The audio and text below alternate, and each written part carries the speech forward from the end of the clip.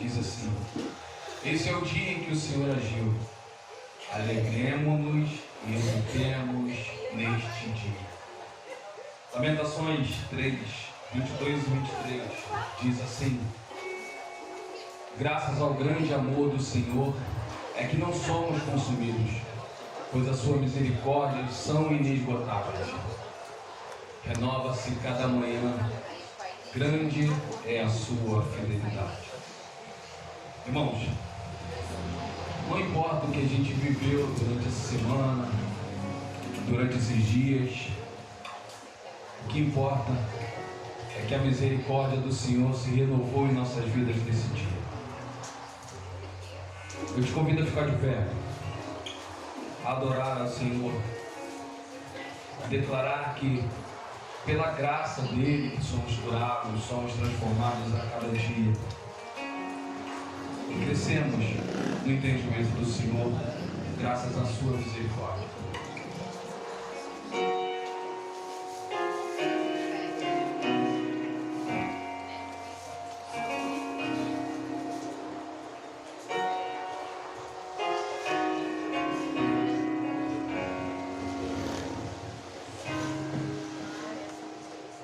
Pela graça estou sendo curado, pouco a pouco sendo transformado. Perfeito não sou, contudo sou grato. Tenho lutas, mas eu não desisto. Com coragem sigo vencendo. Contudo sou grato, novo dia recebi, pra te amar, ó Deus, e me trouxe até aqui, para testemunhar o que posso dizer, se não há aleluia, sou grato.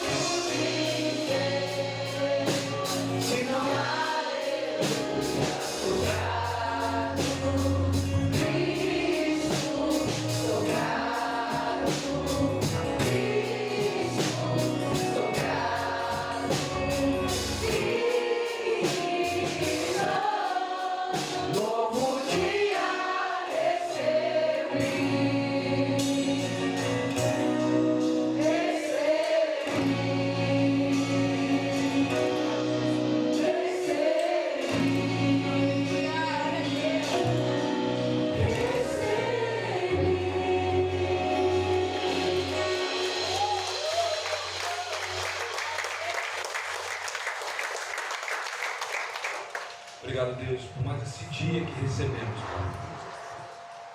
Obrigado por nos trazer até aqui, Pai.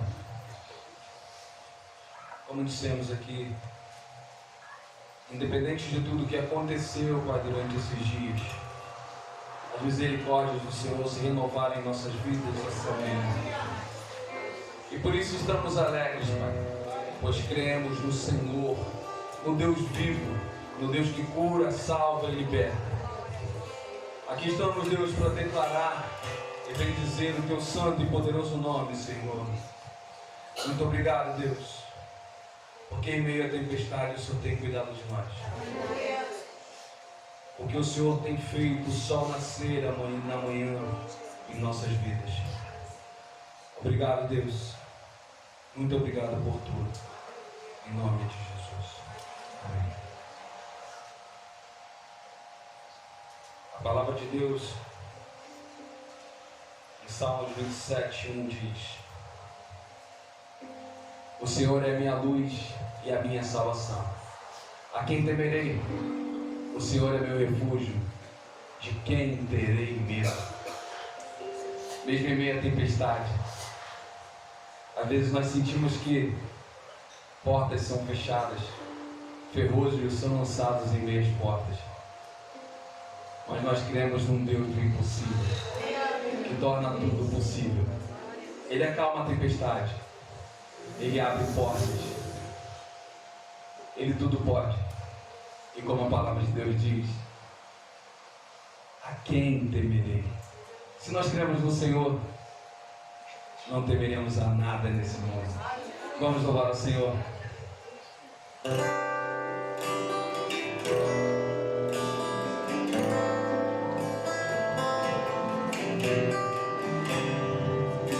Cante bem alto.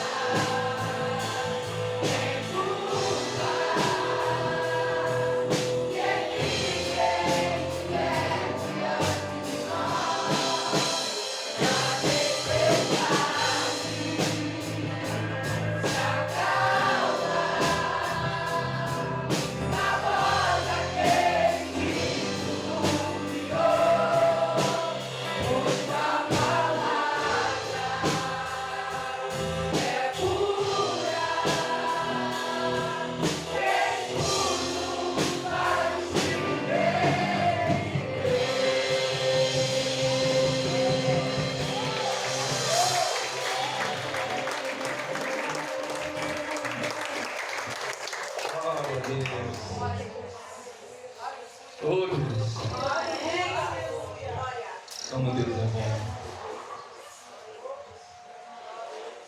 Fiquei pensando no meu dia. Falei ontem, eu fui trabalhar, eu estava pensando em como seria hoje. Porque, irmãos, quando a gente pensa no nosso ministério, nossa igreja é uma igreja pequena, mas que tem Deus agindo de uma forma tremenda nesse lugar.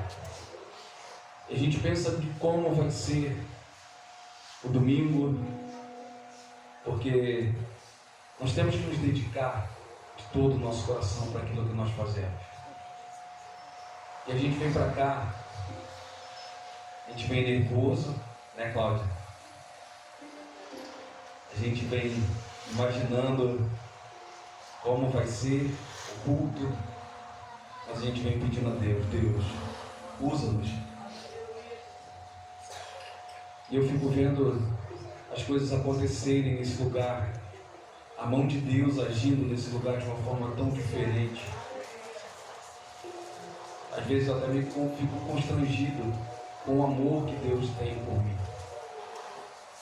Porque às vezes eu poderia estar fazendo muito mais para Deus, mas mesmo assim Ele é fiel para cumprir aquilo que Ele prometeu na minha vida. Espero que nós possamos, ao acordar, agradecer a Deus por tudo que Ele tem feito. Pensar em tudo que Ele tem feito em nossas vidas, porque Ele tem transformado aquilo que nós pensamos que é impossível, impossível.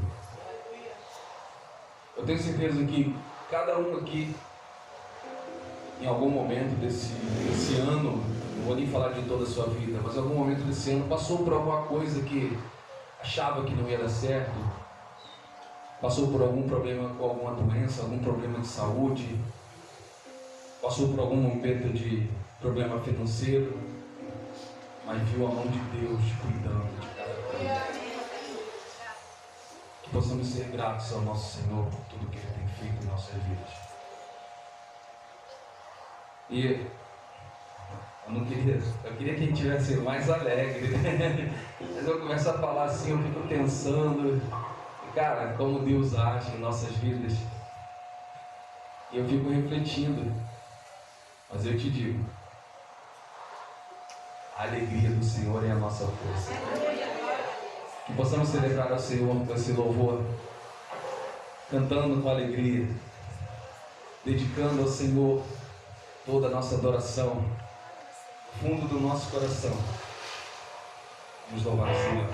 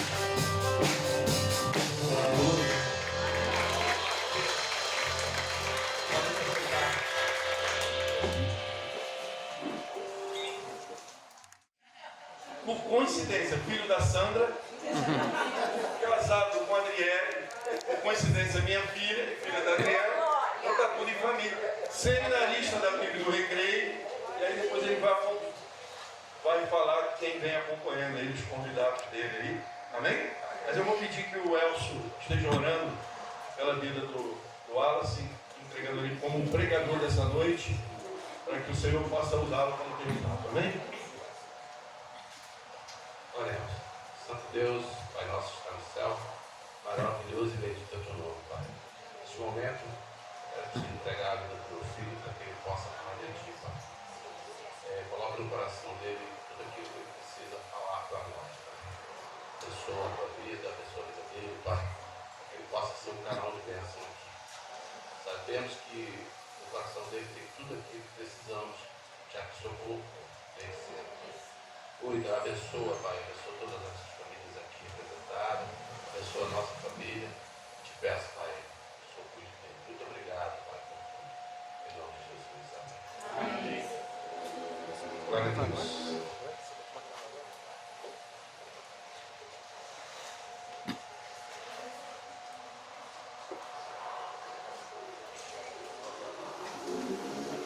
Boa noite, meus queridos. Tudo bem? Boa noite.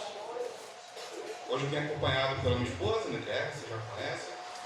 Ela é Eric e o Márcio, nosso amigo lá do Recreio. Levanta a mão aí. O que a Igreja Batista diz? Sejam bem-vindos em nome de Jesus. Voltem sempre. Fiquem com gente. Amém. Saudade.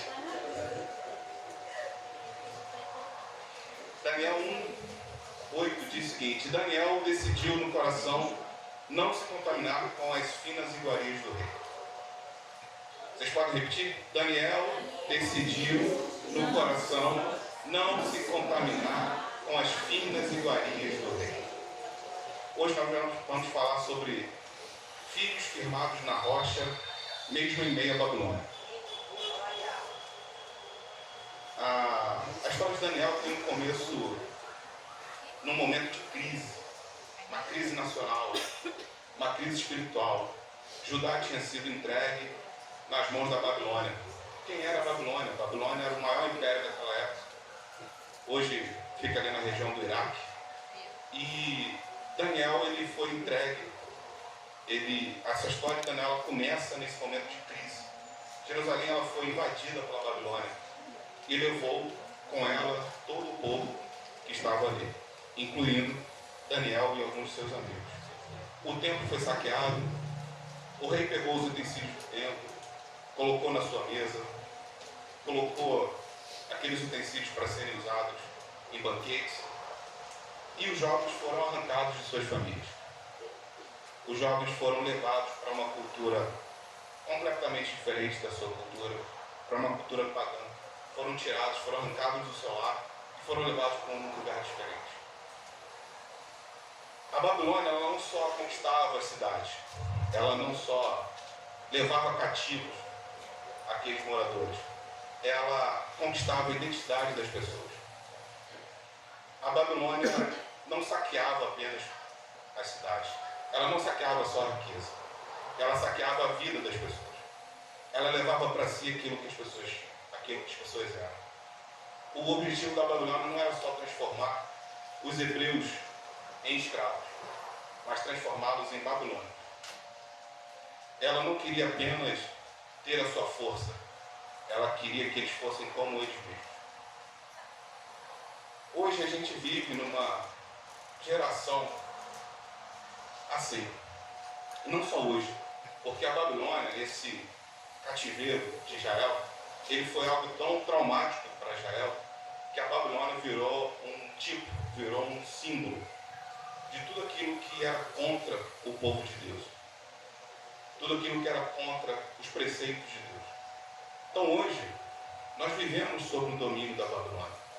Infelizmente, o mundo ele já é maligno, o mundo ele está sob o domínio da Babilônia. Então nós vivemos uma geração que a verdade é relativizada, os princípios são negociados e a identidade é confundida. Hoje nós não sabemos quem é quem, o que é certo, o que é errado. O certo é certo, o certo é errado. E Daniel nos mostra que é possível permanecermos firmes, mesmo cercados por uma cultura corrompida. Daniel, contudo, decidiu no seu coração não se corromper. Filhos firmados na rocha permanecem fiéis, mesmo vivendo dentro da Babilônia. Muitas vezes a gente lê esse texto de Daniel e não tem muita noção de quem era Daniel. Daniel era um garoto. Daniel era um jovem, como vocês. Daniel não era um homem. Quando o rei ele leva cativo o povo, ele pede para escolher entre o povo jovens da nobreza e da realeza. Ele queria crianças, ele queria educar aquelas crianças. Daniel era um garoto, assim como seus amigos. O primeiro ponto é que a Babilônia, ela tenta mudar a identidade dos filhos.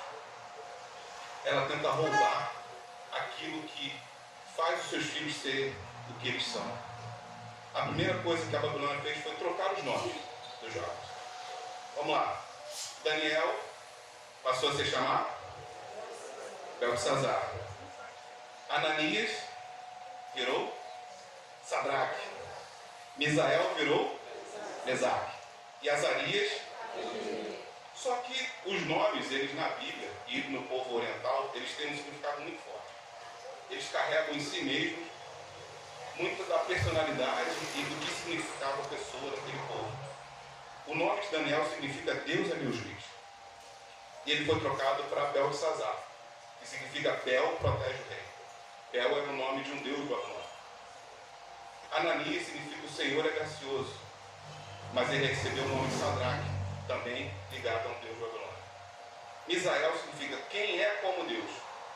E como um trocadilho, eles trocaram para quem é como Acu. Quem é como Ac, que era o deus babilônico. E Azarias significa o Senhor ajuda, mas ele recebeu o nome de Abednego, que significa servo de Deus, servo de um outro deus babilônico. Então a primeira coisa que a Babilônia fez foi tentar tomar a identidade daqueles garotos, trocar os seus nomes, fazer com que eles pensassem que fossem outras pessoas. A Babilônia tentava apagar a identidade espiritual daquele jovem, tentava apagar o que significava no profundo da vida deles o que eles eram. E hoje a cultura continua tentando fazer isso. Hoje a cultura, o mundo continua tentando apagar e redefinir os nossos filhos. Ela continua tentando roubar a identidade deles. Mas a identidade verdadeira só pode ser encontrada em Deus. A Babilônia mudou os nomes deles, mas não conseguiu mudar a sua identidade. Nós devemos criar os nossos filhos para que, mesmo em meio à Babilônia, mesmo com tantas tentativas de terem suas identidades roubadas, eles se manterem fiéis. Eles manterem a sua identidade. Segundo, a Babilônia tentou moldar a mente daqueles filhos. O rei lhe pediu jovens, inteligentes, letrados, para que eles pudessem aprender a como ser um babilônico. Esses jovens seriam ensinados na língua, na literatura, na cultura. Isso era mais do que educação. Era uma reprogramação cultural. Era uma forma de mudar aquelas pessoas através do convívio, através do ensino. O que a gente tem deixado os nossos filhos aprenderem ou verem? A Babilônia ela entendia que quem discipula a mente controla o futuro. Quem ensina, quem controla a mente, controla o futuro dessas pessoas, controla o futuro desses jovens. E a Babilônia entende isso. Será que a gente entende? Será que a gente entende que se nós não fizermos isso, alguém vai fazer? Esse começo do capítulo de Daniel, ele traz esse retrato, em que alguns jovens foram tirados das suas famílias e foram colocados em um lugar para serem mudados. Mas eles se mantiveram firmes. Porque se a família não ensinar a verdade, a Babilônia vai ensinar a mentira. Se as nossas famílias não ensinarem a verdade de Cristo, a Babilônia vai ensinar a sua mentira. E a quem nossos filhos servirão? Quão forte será a identidade dos nossos filhos? Será que eles vão continuar mantendo a sua identidade, os seus verdadeiros nomes? Ou será que eles vão aceitar os nomes que lhes deram? E agora, jovens, cuidado com os nomes que andam te dando. Seja ele qual for. Seja ele um apelido, seja ele o que for. Cuidado. Cuidado com quem anda te chamando. Cuidado para onde anda te chamando. Cuida da tua identidade. Cuida de quem você é. Porque no futuro isso vai fazer diferença. Terceiro, a Babilônia tenta conquistar os filhos pela mesa. O que diz o texto bíblico?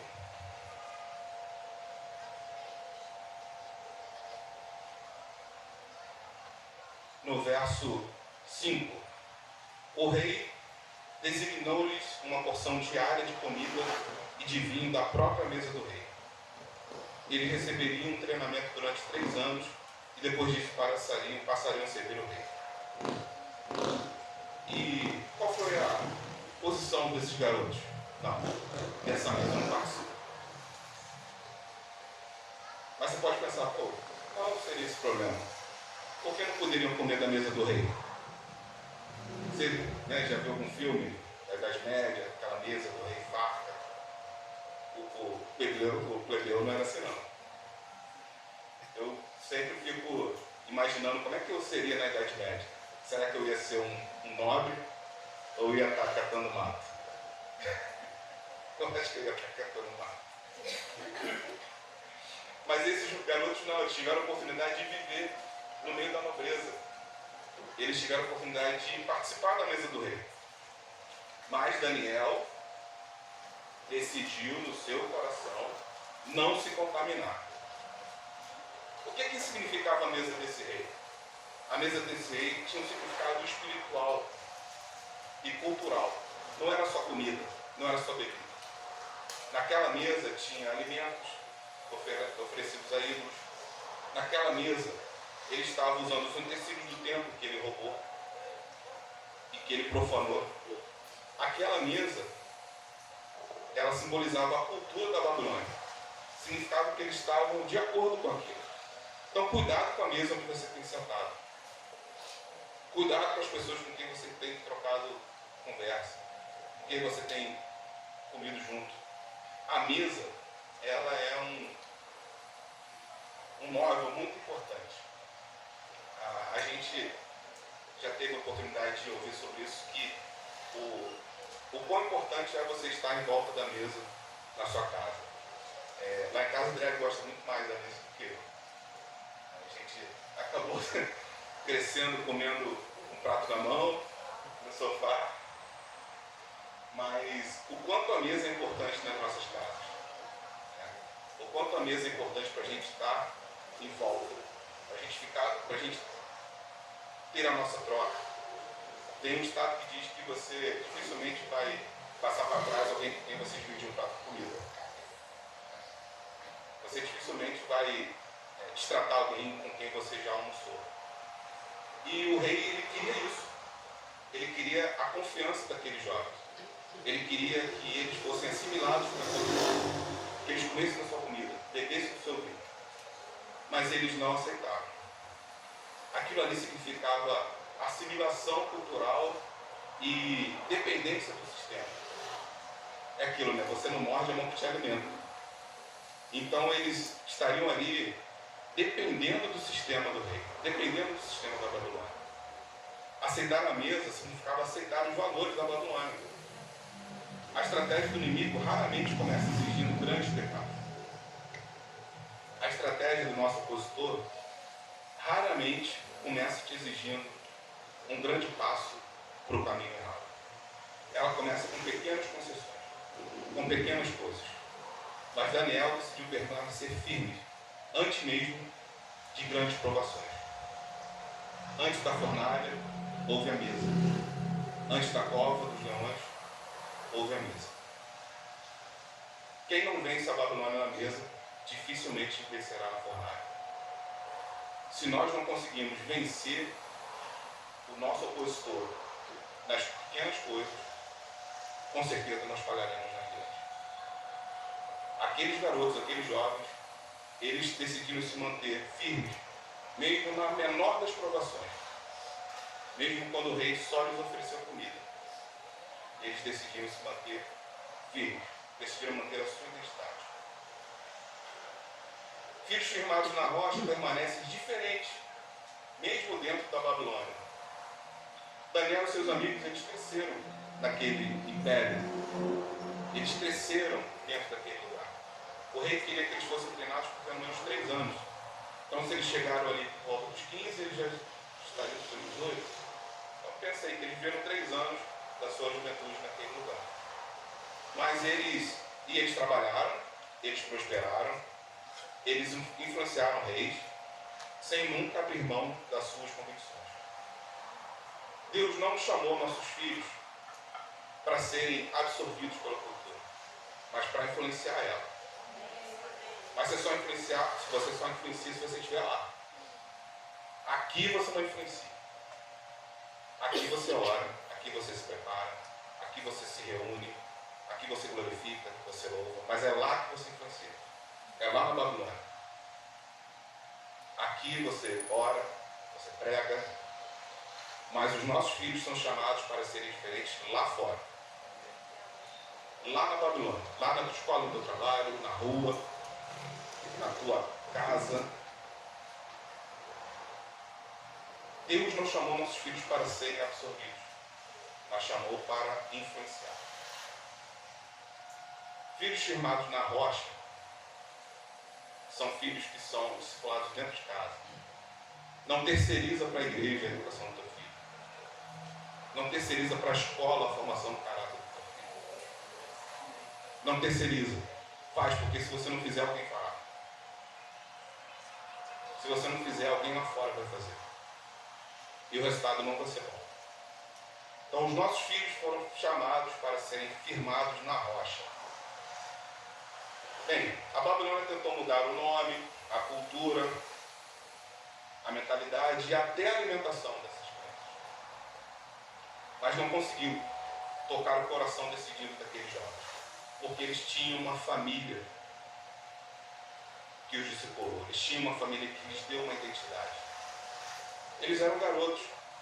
Quem poderia ter ensinado eles, senão a sua família? Quem poderia ter colocado em Daniel um coração tão convicto, senão os seus pais?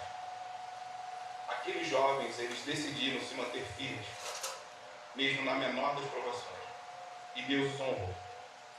A geração que permanece na fornalha é a mesma que primeiro venceu na mesa. O teu filho, ele não vai permanecer fiel na fornalha se você não torná-lo firme na mesa. Se você não fizer ele firme no seio da tua família. Os nossos filhos, eles precisam estar preparados para serem tentados. Eles serão.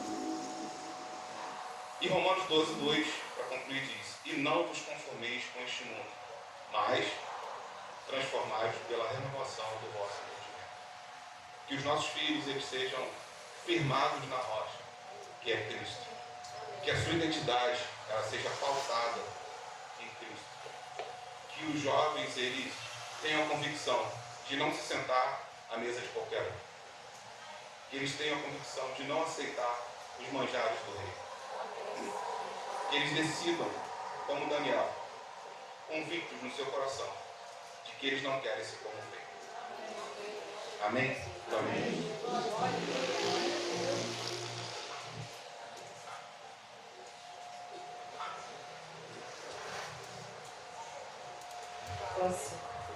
O Senhor continue te abençoando, em nome de Jesus. Amém?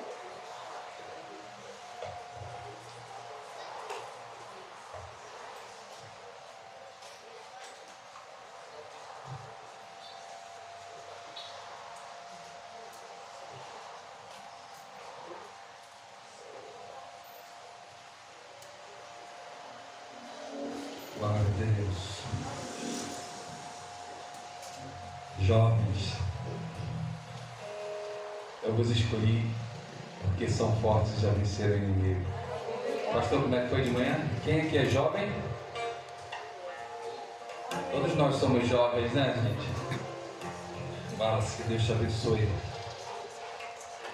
E, sim, quando nós vemos os jovens de nossa igreja se desenvolvendo, sendo exemplo de jovens nos lugares onde eles estão, isso é muito importante.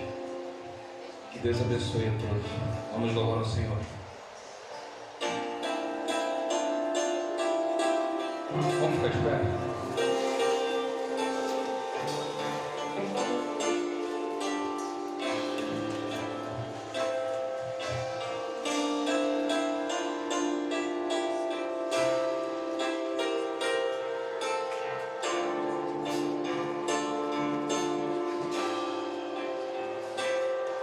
Bendita será a nossa casa, benditos serão nossos filhos e nós glorificaremos ao Senhor.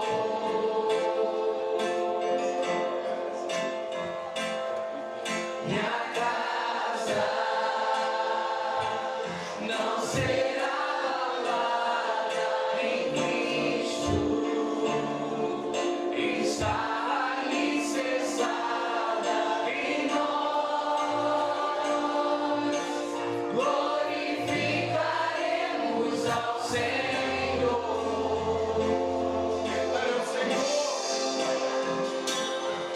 A rocha em minha casa está firmada,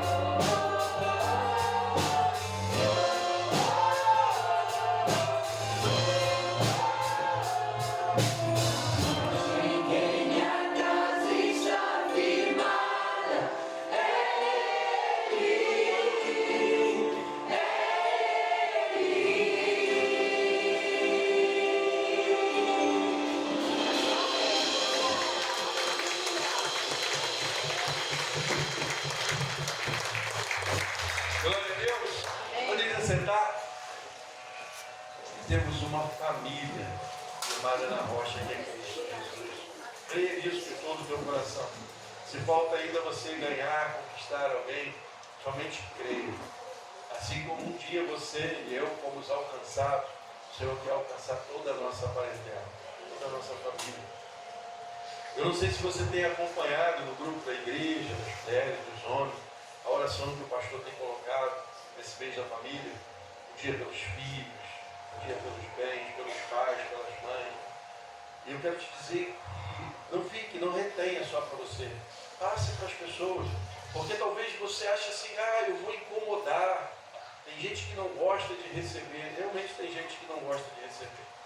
Mas o mundo, conforme foi pregado aqui, tem oferecido um banquete nas redes sociais, no WhatsApp. Eu recebo tantas coisas. As que eu olho e não entendo como vinda dos céus. Algumas eu nem abro, já deleto. Mas eu recebo muitas coisas boas que edificam a minha vida. Se está edificando a sua vida, passe adiante, edifique a vida das pessoas. Você vê que eu não boto nem meu nome, tá? Porque não é sobre o meu nome, é sobre o nome, é sobre todo nome, é sobre a palavra de Deus e uma oração. Irmãos, nós vivemos num contexto e numa vida de resgatado das trevas para viver na luz, nessa maravilhosa luz, e nós acabamos nos acostumando com essa vida, porque acostumar com coisas boas é maravilhoso, não é? É muito fácil acostumar com o que é bom. E nós esquecemos do nosso passado, de quando estávamos, conforme foi pregado na manhã, né, na lama, quando estávamos no mundo, antes de sermos colocados sobre a rocha. E quando estávamos, era muito difícil até mesmo orar, ter um relacionamento com Deus. E tem muitas famílias, viu, Alice, que não sentam à mesa, que não oram, que não falam com o Criador, não falam com o Senhor. E às vezes aquele texto que você coloca ali com uma passagem bíblica, é uma oração, e ela vai ler aquilo, e ela nem percebe, mas ela está declarando para o Senhor bênção sobre a sua família, clamando ao Senhor sobre os seus filhos, clamando ao Senhor sobre o seu cônjuge. E é um privilégio, talvez, para essa pessoa começar a ter esse contato. E, irmãos, quem transforma não sou eu, não é você, é o Senhor, é a palavra de Deus que transforma. E às vezes aquele simples versículo vai transformar aquela família, assim como transformou a minha vida e a sua. Então, pense nisso com muito amor, porque eu e vocês fomos chamados para proclamar o Evangelho.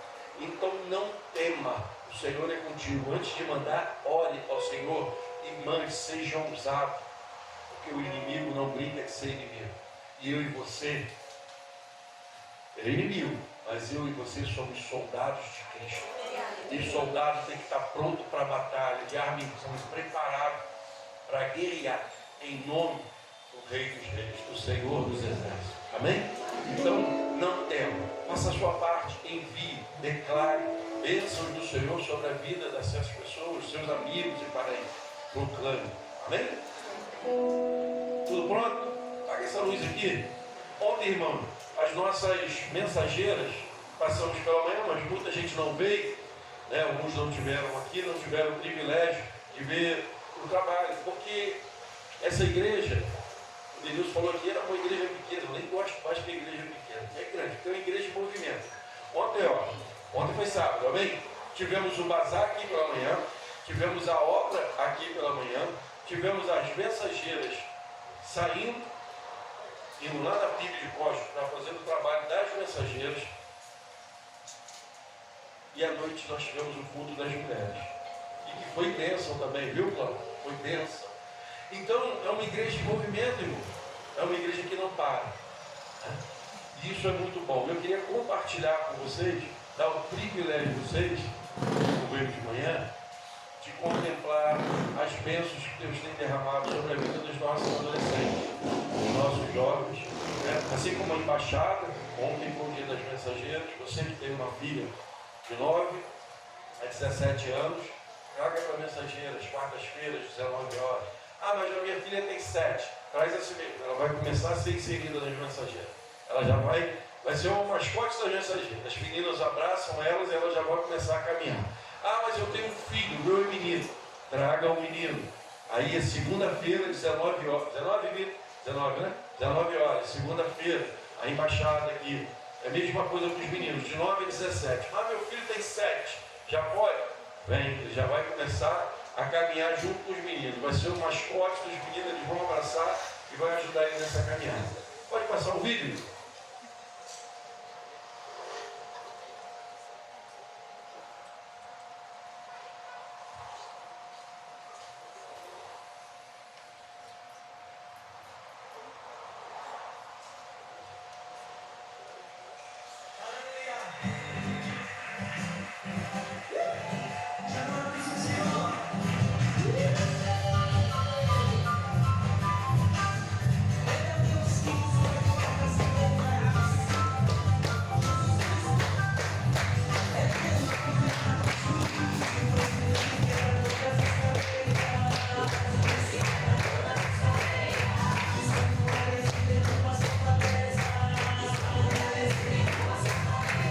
Essa alegria já é na premiação.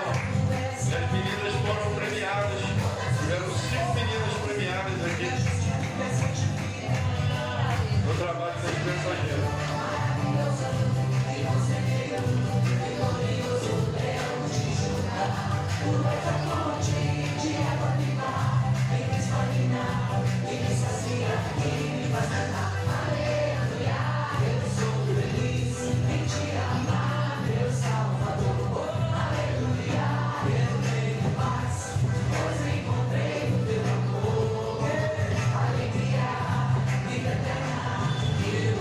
As mensageiras estão aí? Se tiver, pode subir. Todas elas.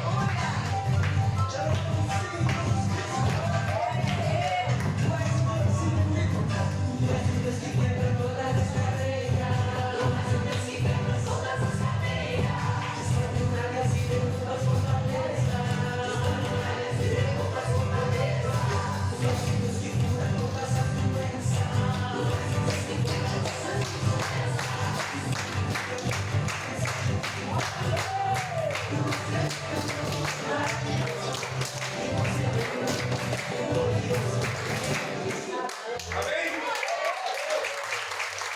Vocês são vitoriosos, em nome de Jesus.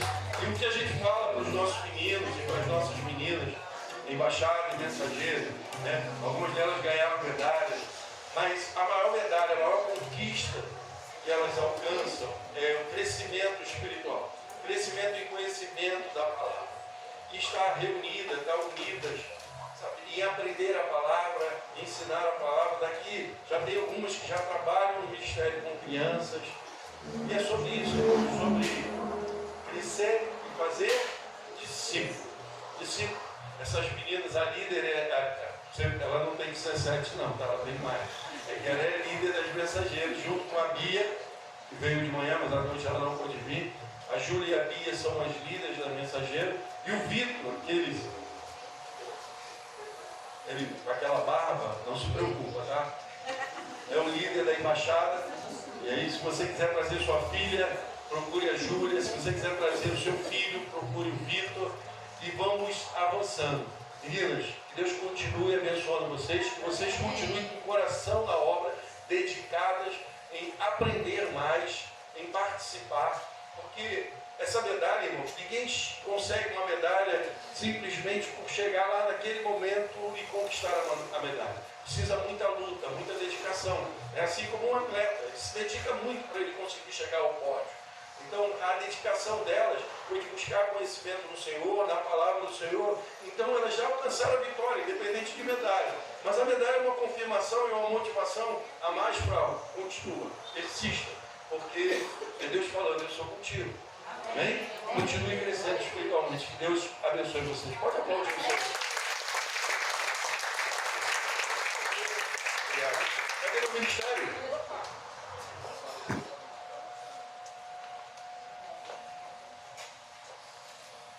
Eu quero orar agora pela igreja. A gente vai agradecer pela nossa semana que se inicia, colocar tudo nas mãos do Senhor. Depois eu vou impetrar a bênção apostólica. e vamos terminar adorando ao Senhor. Vamos ficar de pé?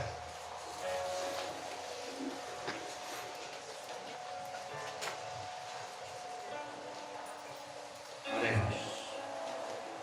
Maravilhoso Deus, Pai amado, Pai bendito, louvado seja o teu nome. Pai, te agradecemos e engrandecemos o teu nome, Senhor, porque vemos as tuas mãos sobre as nossas vidas. Pai querido, mas queremos, nesse início de semana, colocar a nossa vida, a nossa família, tudo o que temos e que somos diante do teu altar. Sonda-nos, Senhor. Ó Pai, tire de nós tudo aquilo que não te agrada e que possamos transbordar do teu Espírito. Reconhecemos, Senhor, que somos falhos e pecadores, mas também reconhecemos que entregamos a nossa vida a Cristo Jesus, Senhor e Consumador das nossas vidas. Pai, muito obrigado, Pai. Dai-nos, Senhor, uma semana de paz, uma semana, ó Pai querido, de crescimento espiritual. Ó Pai querido, que as tuas mãos estejam estendidas sobre as nossas vidas, das vidas dos nossos filhos e dos filhos dos nossos filhos, Senhor. E toda a nossa descendência e toda a nossa geração, ó Pai querido, seja abençoada por Ti, ó Pai. Ó Pai querido, que toda a nossa geração se derrame aos Seus pés e declare que só o Senhor é Deus. Pai querido, que os nossos filhos, ó Pai querido, não sintam o desejo de sentar na mesa do impuro, Senhor, mas que sente a mesa, Senhor, do nosso Deus, do Todo-Poderoso, Senhor. Para isso, Senhor, possamos ensinar aos nossos filhos sentar à mesa para adorar somente aquele que é de todo louvor e de toda adoração. Cristo Jesus, Senhor das nossas vidas. Muito obrigado, Pai. Dai-nos uma semana de paz, uma semana de alegria, uma semana na Tua presença. É o que te oramos, agradecidos. No nome santo de Jesus, Teu Filho amado, que reina hoje e sempre. Amém. Estenda as suas mãos. E que o amor de Deus, a graça do nosso Senhor e Salvador Jesus Cristo e as doces consolações do Espírito Santo seja com todo o povo de Deus espalhado pela face da terra. E a igreja diz: amém. Que o Senhor te abençoe e faça brilhar o seu rosto sobre ti, sobre a tua família, sobre toda a sua descendência. Declara ao Senhor.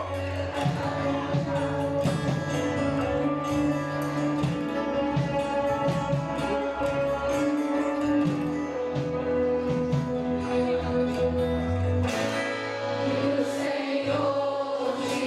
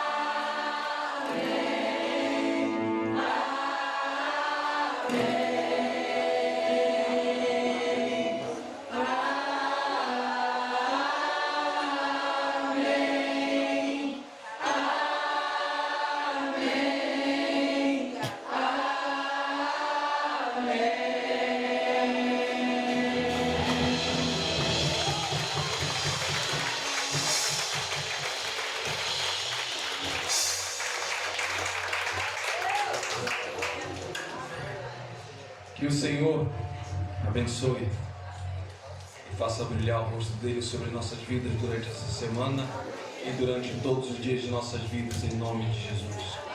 Vão com Deus. Amém.